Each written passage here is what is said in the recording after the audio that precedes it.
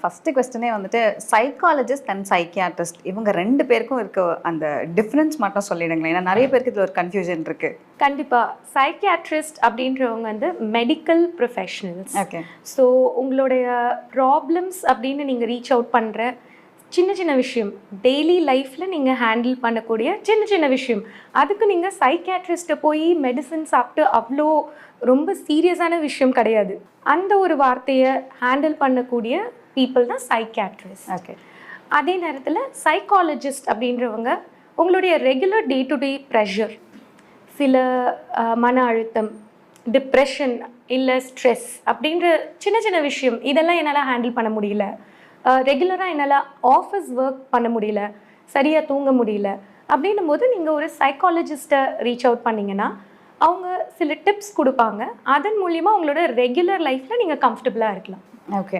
so ஓரளவுக்கு